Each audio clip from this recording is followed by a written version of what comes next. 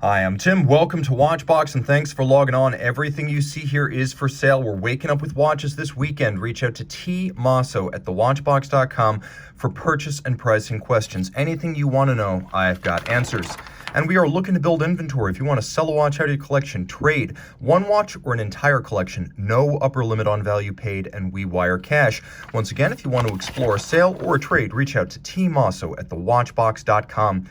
Okay, let's start with the clickbait. You expected a 39mm Oyster Perpetual, and I have delivered.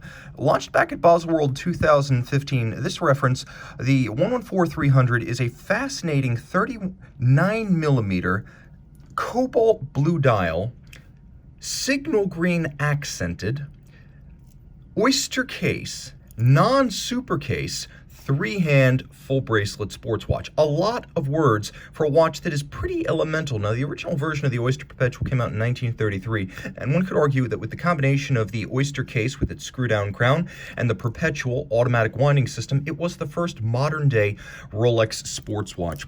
Popping open the clasp, you could see this descendant of that first Rolex sports watch wears broad and flat. No longer available, it's a handsome and colorful companion that wears well on a broad range of wrists. Not as petite as the 36, but not as broad as the 41. This will fit just about anyone. It's for him, it's for her, casual, sporty. You want to wear it as a dress watch, it could also be that. And it has that domed bezel, a reference to the original bubble backs, which had a wonderfully rotund contour of bezel and case back because of the addition of the winding system. They were a bit pot-bellied. This one is not. It's thin, it's easy to wear, and it's handsome, but it does have that delectable domed bezel still. Now, perhaps you want something a little bit more modern. Perhaps something a little bit more involved, deeper diving, more features. Well, they don't get much more than the current generation Submariner date.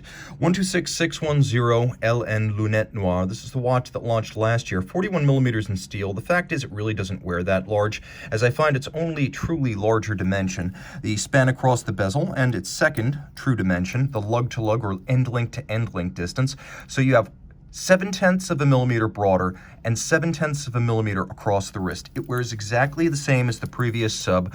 Again, if you're familiar with the super case, this is very much that, albeit with more handsomely tapered lug profiles. You can see that the end link of the bracelet has been expanded by 0.5 millimeter on each side, and the lug spacing is now 21mm to pare down the previously squared off and massive lug profiles. 120 click bezel, ceramic insert, 300 meters water resistant, 70-hour power reserve, a bit more than the old Submariner, so while it wears the same, it does have longer legs.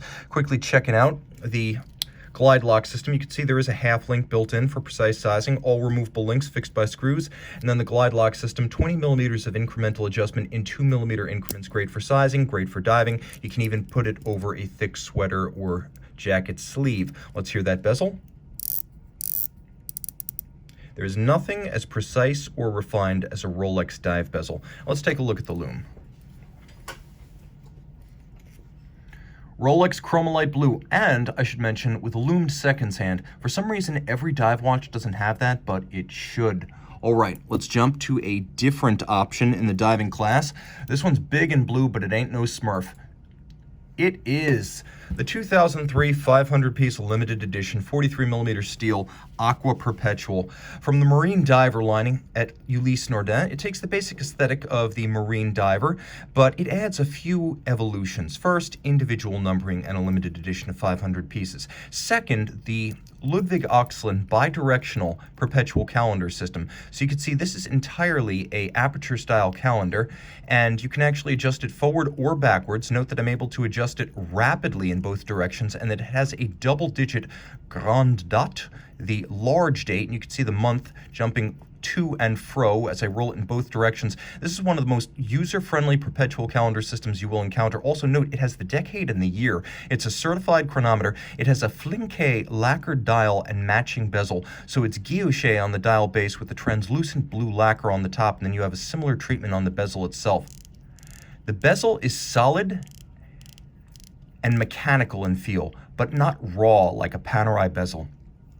There's a little bit of refinement in this bezel, and while it's not a 120 click, it can be placed precisely, and you can use it as a timing instrument against the skeletonized minute hand. Now you've got a 0 to 60 count up timer, you've got a diving bezel timer, a perpetual calendar, automatic winding, dive level, 200-meter water resistance, COSC certified, full bracelet. These are rarely seen on full bracelets, and it is a glorious bracelet with removable links fixed by screws, a fold-out dive extension that is not universal to the marine diver line at Ulysse Nardin, and then you can see a twin trigger release, all of this in stainless steel, and surprise, given its age, a display case back, a wonderful timepiece, handsome, easy to wear, though technically a 43, you can see that the case actually slopes down and in. It's an inverse conical profile, and it's very short from lug to lug. So on my wrist, 16 centimeters in circumference, it is hugely wearable, and it's not huge. This is a timepiece that you'll find fits well on a wrist as small as 14 centimeters circumference, maybe even if you put it on a strap, 13 and a half. It's a great example of everything Ulysse Nardin does well, and of course it has the imprimatur of the master Ludwig Axelin with that bidirectional calendar system, plus the Ulysse Nardin corporate blue. It is their color reminding you that they achieved mastery of marine chronometers in the 19th and early 20th century. If you like that blue hue, but you want something a little bit more discreet, then behold, the Patek Philippe Nautilus. Now, this is the 5711 1A001. So a few changes over the years to this watch were made, some for the better, some not so much. This is an example of one of the early editions. So the timepiece, as you can see, features the 324 caliber with Geneva hallmark internally rather than the later Patek Philippe seal, and the bracelet pre-2012 featuring all removable links fixed by screws. And that's important because later on it would be pin sleeves, cheaper to make but harder to size if you want to do it at home. Now the watch is about 8.5 millimeters thick, actually a little bit thinner than that. And I should mention once again, it does have the Poinçon de Genève or Geneva hallmark on the movement, not the later Patek Philippe seal.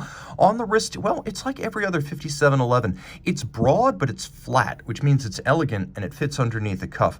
The timepiece does have white gold hands, white gold applique indices. The dial is it's actually a gradient metallic blue. And you got to remember, back in 2006 when the 5711 arrived, very few brands were doing blue dials, let alone gradient blue dials. And it's a true sports watch. Automatic winding with a 45-hour power reserve, fully loomed, and with a screw-down crown, 120 meters water resistant. So this is the real deal.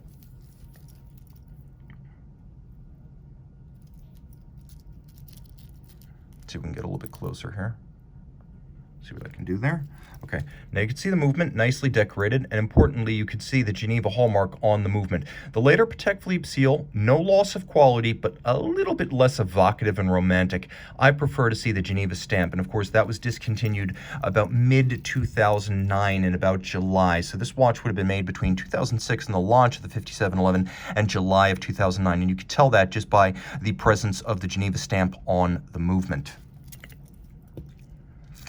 Let's stick with Patek, but let's go dress watch. I'm a fan of dress watches, and I'm a fan of watches with dark dials and white metal cases. The Patek Philippe 5170 launched with a silver dial, Roman numerals, and a yellow gold case, which frankly was not what the market was asking for back in 2010. So in 2013, we got Breguet Arabic numerals on a silver dial in white gold, and for 2015, we got what many consider to be the best version of the 5170, the 5170G. White gold Breguet Arabic numerals on a matte black dial and a white gold case, 39.4 millimeters, super slim, comfortable, simple to wear, short across the wrist, and very, very handsome. Now, the watch features well, maybe I should wind it first. There we go. The watch features a chronograph system that actually has minimal play and jump when you engage it, so though it is a lateral clutch, it's not as abrupt as most lateral clutches can be. Also, because this is not a 5070 and it uses Patek's own movement, there is a hacking seconds function, so a lot of purists prefer to see that on a luxury watch, and the 5170 has it. You can see that the counters, unlike the 5070, here they are actually sunken somewhat below the cannon pinion of the hands at center, and then the watch has a lovely caseback profile with a broader movement.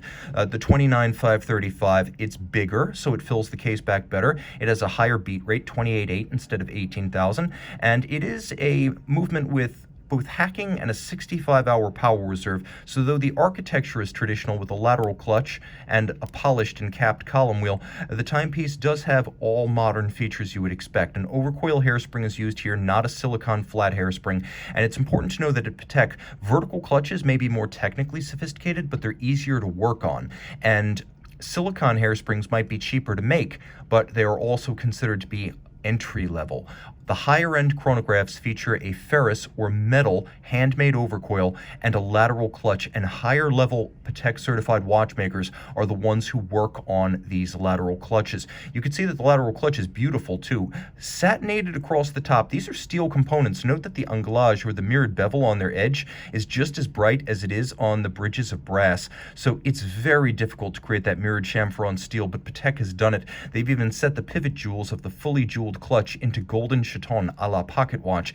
Engine turning on the base plate, plenty of black polish. You can see the screw heads and the cap of the column wheel, a free-sprung Gyromax style regulator, an instantaneous minute jumper with a rack and snail that sort of works like a minute repeater but in reverse, and then at center you can see the chronograph bridge, everything immaculately executed, and of course the watch wearing quite easily on a wrist of any size. Let's take a look. You can see why I enjoy this model so much. It's like a baby 5370p. Thinner, I should mention, but you've got that same brass knuckle aesthetic. It hits hard.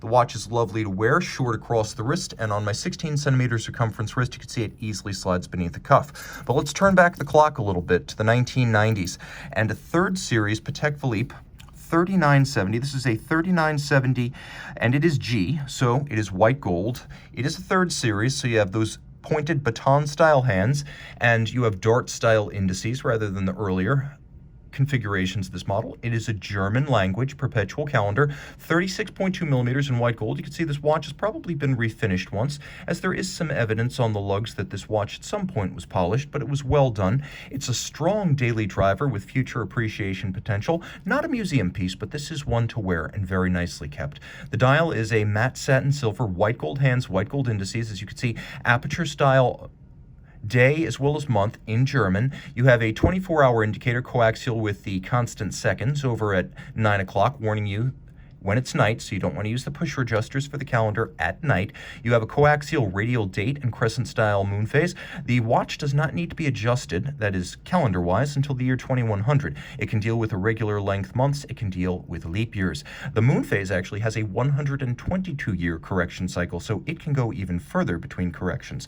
You'll see that there's a coaxial minute indicator over at 3 o'clock, and it is coaxial with the leap year phase, or the quantième bissextile display, and the watch has a lovely movement. I talked about the La Manna base that preceded the 29535 we saw in the 5170. This is that La Manna base, but heavily modified. So Patek calls this the CH2770, and it makes quite a few changes. Let's start with the balance structure. First, La Manna provided the abauche, the basic raw movement known as the 2310. It was also used by Omega on the caliber 321 that went to the moon. Patek changes things, first with finish, and you can see the Poinçon de Genève or Geneva stamp on the balance cock, a free-sprung balance rather than a mobile stud index, a overcoil hairspring made by hand rather than the standard flat hairspring. We have a capped column wheel rather than the standard open column wheel, and a 65-hour power reserve rather than the standard 48-hour power reserve. So many changes made. Most of them pertain to technical refinement and finish, and you can see this is just as beautifully finished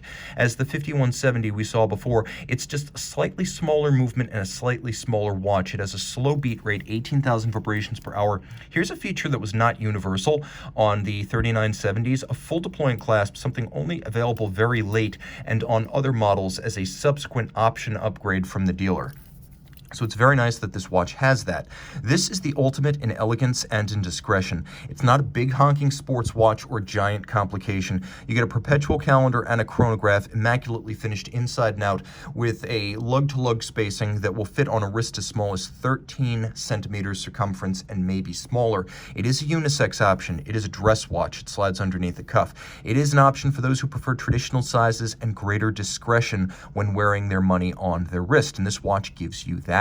A timepiece from a series of watches made in 3.5 series. Some debate whether there's truly a fourth series of 3970s, but probably only about 4,000 of these made all varieties, all metals, all generations from 1986 until 2004, so they are quite scarce and much loved.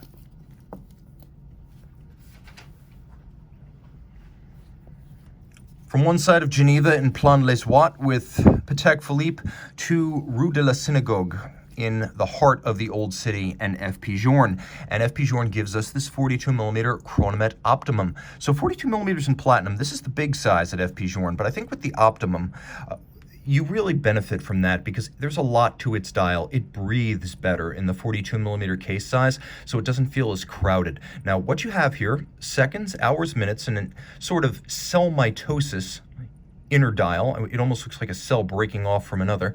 So I always called the hands on Journe watches biomorphic, but this dial might take it to the next level. You have a power reserve indicator, and it indicates down to about 45 hours. Even though it'll run for 70, for 45 hours it will maintain constant amplitude, and its remontoire d'égalité, constant force device, remains in action for 45 hours. So for 45 hours, this 6-position adjusted chronometer grade watch will maintain constant amplitude, and it will neither gain nor lose time as the amount of energy in the mainspring barrel changes.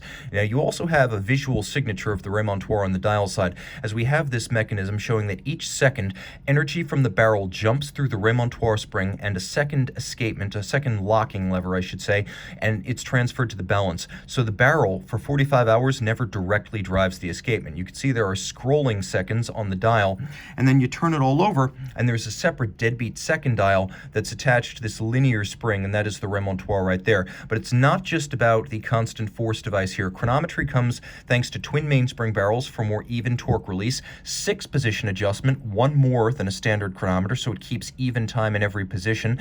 You have the remontoire, but then you have an unlubricated double direct impulse, a Breguet natural escapement inspired non-Swiss lever escapement. There is no lever here. You have 2 wheels in titanium unlubricated directly indexing the balance, and each wheel only indexes the balance in its direction of travel. That extends the power reserve, it improves the precision, it reduces friction, and finally you can see that this is a free-sprung architecture with a black polished stud holder, and then it uses an overcoil hairspring for concentric breathing of the hairspring in any physical position, and that helps the watch once again to achieve the best chronometry F.P. Journe knows how to achieve in a mechanical watch. The movement, which you could see is broad, is also gold. Bridges and plates, 18-karat rose gold, combination of mechanical and hand finishing beautifully rendered to create a movement that is as attractive as the dial of the watch. Let's throw it on my wrist, which you know now is 16 centimeters. You can see it's a broad watch. It's just over 51 millimeters lug to lug. So if you're familiar with the 40mm watches, those are about 48 millimeters lug to lug. This is 51.4. You can see it's still flat. F.P. Journe thinks this is a thick watch by his standards. Maybe it is, but I disagree. This is still a thin watch by objective standards, and it'll slide under a cuff. A better presence on the wrist than some of the smaller models. If you want a large watch, but you don't want an outrageous, rambunctious sports watch, something extroverted and 1,000 meters water resistant, this is great to wear a full-size watch, a great way to wear a large watch without actually going aggressive and sports genre. Now, shifting gears, this is the 40mm case size. This is the Octa Automatique Lune, a moon phase watch. Quick set for the double-digit date, quick set for the moon phase, 120-hour power reserve. That's chronometric, which means for 120 hours, it'll keep really good time. But F.P. Journe advises that the Octa 1300 in its latest iteration, the 1300, capable of 160 hours of absolute autonomy, so almost 7 days. If you let it run to exhaustion, it will run for almost 7 days. Here too we have the rose gold movement, but we have a 22-karat Grand Doge or guilloche barley corn pattern on the 22-karat mass, and as you can see, it's a handsome and good-looking movement. Here we have an enormous balance, beating away at 21,600 vibrations per hour, adjusted in 5 positions and free sprung.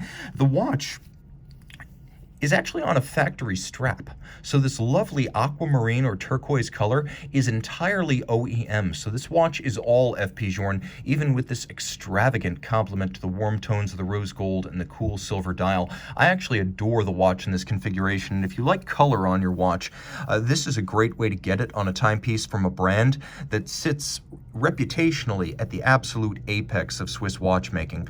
F.P. Journe, well, not always the life of the party in social gatherings, is probably the most innovative and prolific innovative watchmaker in Switzerland. I would consider Denis Flageolet of de Bethune to be his rival, but Journe has shown his ability to do watches in so many different modes with so many different innovations along the way that I've got to give him the nod, at least for now. That man is in pole position for innovation and modern significance. Speaking of independent horology, here is something you do not see too often. 28 pieces, 46 millimeters, grade 5 titanium from Louis Monet. This is a 2020 launch called the Memoris Superlite, a timepiece that pretty much lives up to its name as it's just over 30 grams, watch only. Taking a quick look at the dial, you can see a lot to love. A guilloche cut dial with lovely purple accents below and above the movement. It's a wonderfully open dial side lateral clutch column wheel chronograph with sapphire registers for your constant seconds and chronograph minutes, floating atop a dial that is immaculately hand finished. Look at all the black polish. As I tilt this one through the light, you can see everything that's been finished off with a layer of diamond paste to create an optically smooth mirrored surface. Then you can see the column wheel, the levers and horns that are associated. It is a mono pusher, which means when you stop, you will reset. And the watch, as you can see, featuring a stop seconds function, significant because a lot of independents, including FP Journe, don't include that. Flip it all over, lots to love. Automatic winding with a 48-hour power reserve. This movement is designed to be everyday friendly. You can see it is a very handsome movement. It is as attractive on the caseback. This is just some caseback adhesive from a sticker, don't worry about that. But it is as attractive on the caseback as it is on the dial side. Most of the action, though, as well as most of the hand finishing, is on the dial side. And you can see that the watch is remarkably involved in its construction. The case features many different finishes: satin, polish, curves, creases, architectural use of screws fixing the bezel on the dial side, and broad thrusting lugs with interesting end caps that actually bear the aesthetic of chaton, screw-fixed chaton on vintage pocket watch movements, a nod to the heritage of the Louis Monet brand. Now at 46 millimeters, you might think this thing's unwearable, and while it is large, it is not overpowering. I say on a wrist as small as mine, you could definitely wear this watch. I wouldn't wear it on a wrist smaller than 16 centimeters, but you should know that the lugs are relatively short, and the timepiece, all in titanium grade 5, is both scratch resistant and extremely light on the wrist. One last quick macro of the style because it is simply amazing. You can see the level of hand finishing, not just on brass components, but on steel. And finishing steel often is the acid test for a finisseur working on completing the art of a movement. Very impressive stuff. And 28 pieces in titanium from Louis Monet.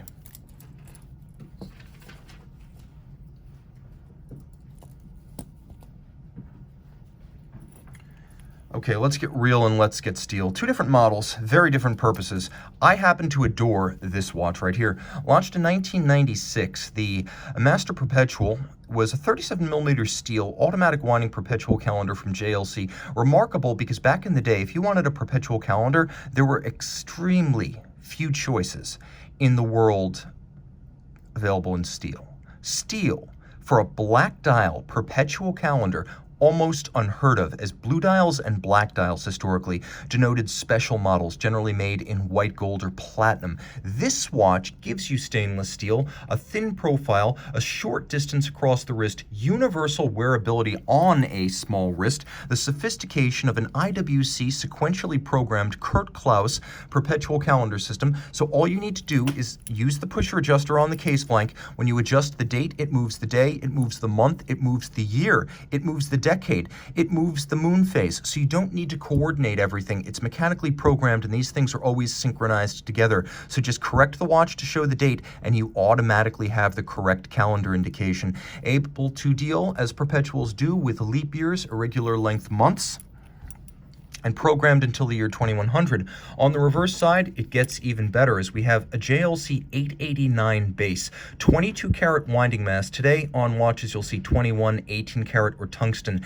Back then JLC cut no corners, a 22 karat mass. Turn the watch over and you can see once again, cutting no corners. Today, there is no notation of adjustment on JLC movements. You can imagine what that means. Back then, not 5-position adjusted like a chronometer, 6 position adjusted and tested for 1,000 hours. No compromise. Circular Côte de Genève, a mix like at Audemars Piguet and F.P. Journe of both mechanical and hand finishing. It has exquisite cobalt blue screws that have been fired and oxidized blue in a kiln. Full deployment clasp. This is something you don't expect to get on a stainless steel JLC today. Heck, even many precious metal JLC complications don't have a full clasp today. They have pin buckles. The watch is automatic steel and fairly well loomed for a dress watch, easily sliding underneath the cuff. This is a very versatile watch and an everyday wearable perpetual calendar.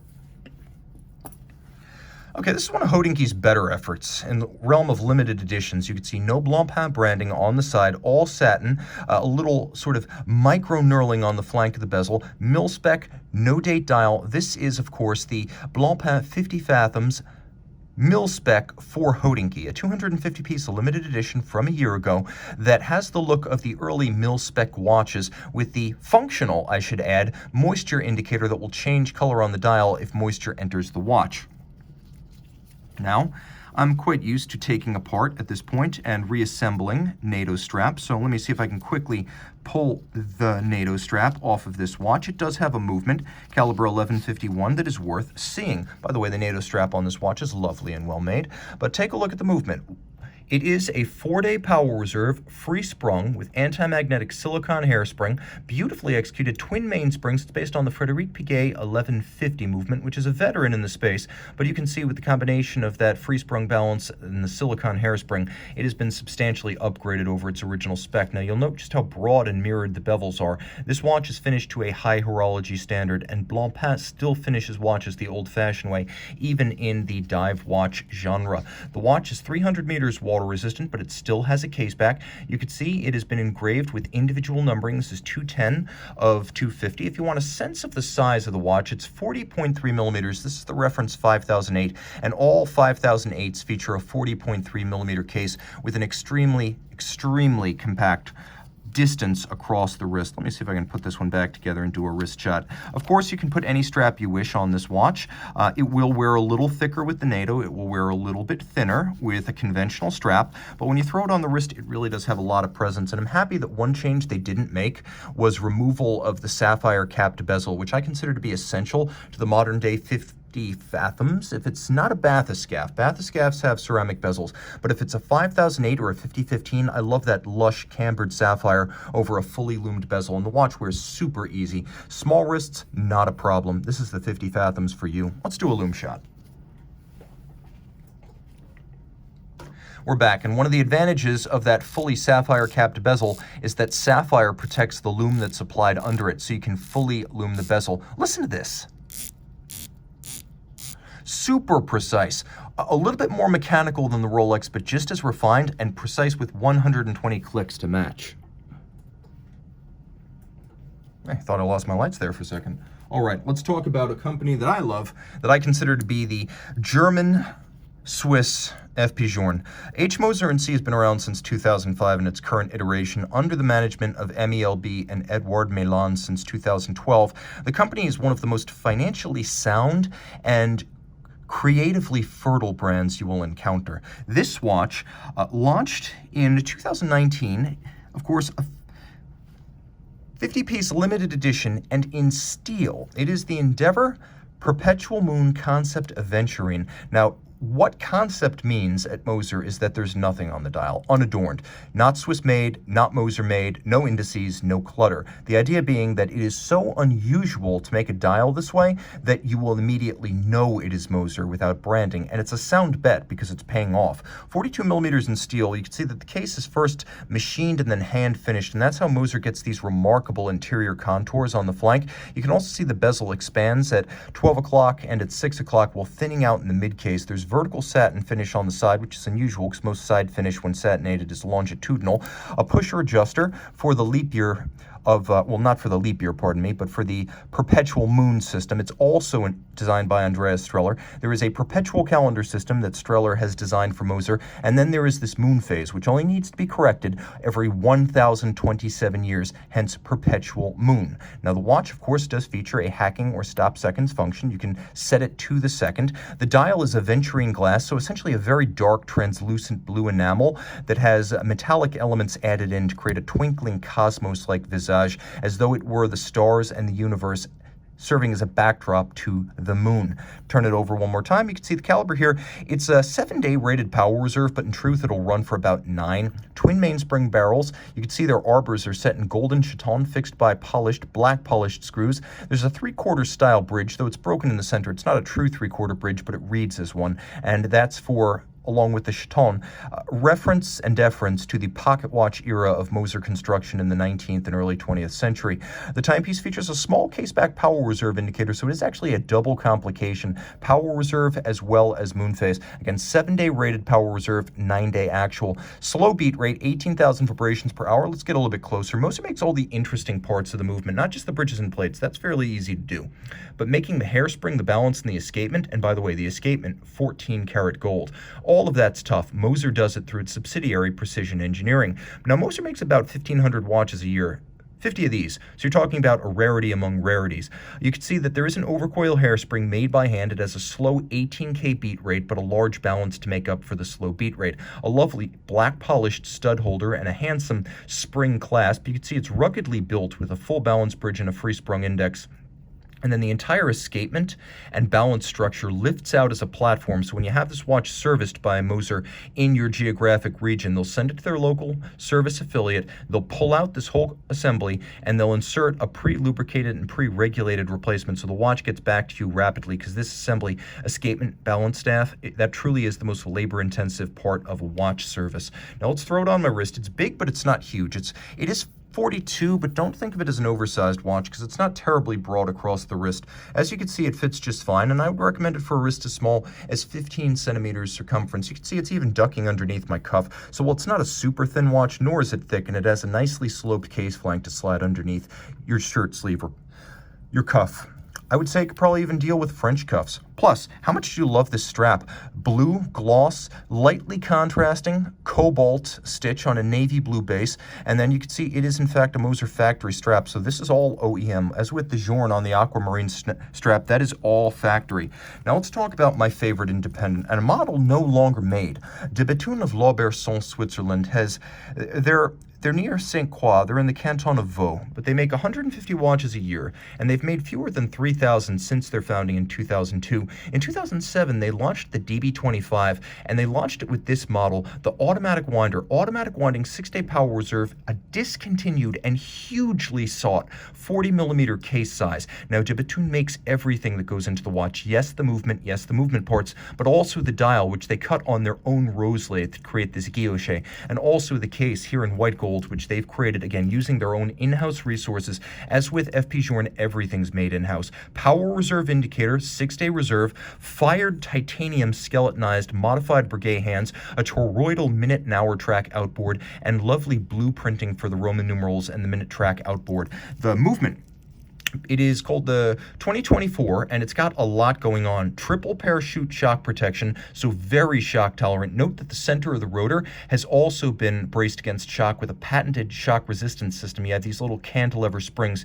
The rotor's made of titanium and fire blued, and then the mass outboard is of platinum to maximize the lever arm length and the effective mechanical advantage to wind the watch. You can also see that the balance is made of a combination of a titanium yoke and then bulbs of platinum, so it's a non-annular balance. It's actually shaped like a cross. The hairspring is 2 pieces clamped together with the flatness of a flat hairspring, but also the concentric breathing properties of the overcoil. So we have a patent on the twin self-adjusting barrels, a patent on the shock protection for the winding system, a patent on the triple parachute shock protection system, a patent on the hairspring, a patent on the balance. This is easily the most research and development and pure science intensive brand in watchmaking for the number of watches made. And this is the watch I tell people who like de Vuitton, the people who are maybe de Vuitton curious, but not infatuated with the open dials and the floating lug DB28, get into this. A watch that is handsome, but not outrageous, and wearable in size, on even a small wrist as small as 13 centimeters circumference. The detailing is exactly what you get in every other de Vuitton timepiece.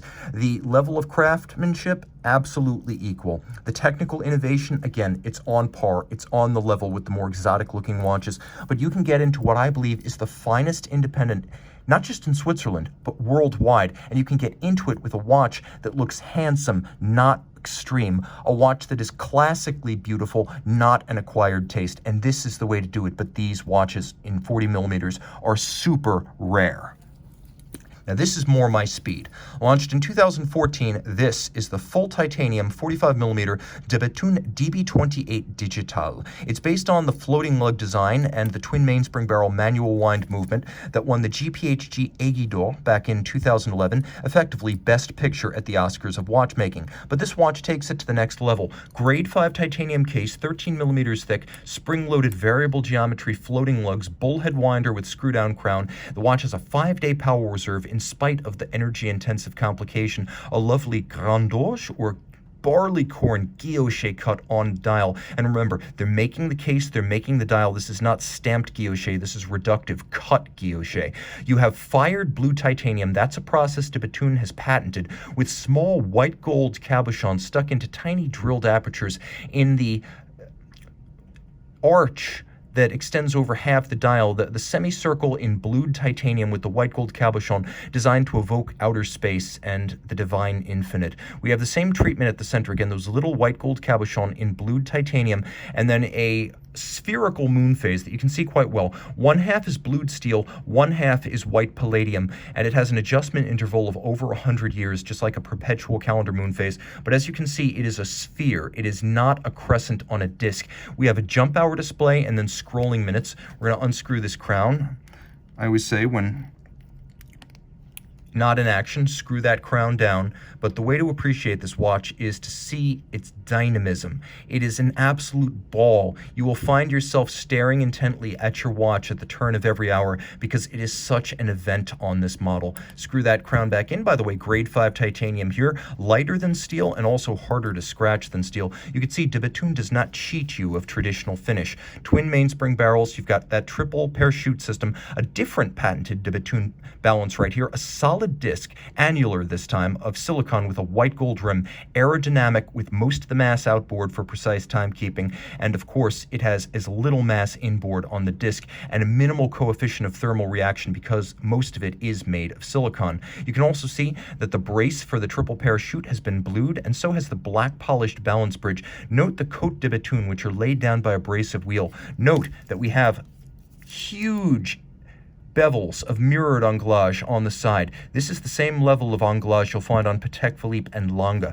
Note that we have black polish and lots of it. The screws as well as the springs for the triple parachute, the bridge that braces those two springs, and then the balance bridge too. This watch is as classically beautiful in its finish and as traditional in the application of finish as any high horology watch you will find from more traditional brands. So this watch puts it all together: avant-garde style, innovation, high science, research and development, original patents, and classical finishing beauty. Throw it on the wrist, and again, you know my wrist, you know it well. You can see the watch is not nearly as thick as you would expect, and with the variable geometry lugs, which can be swapped out for free at the factory for a shorter set of lugs, it wears easily on my wrist. Very comfortable, and still one of my absolute horological grails. Guys, if you like what you see today, to get in, ring in T Mosso at thewatchbox.com for purchase and pricing details.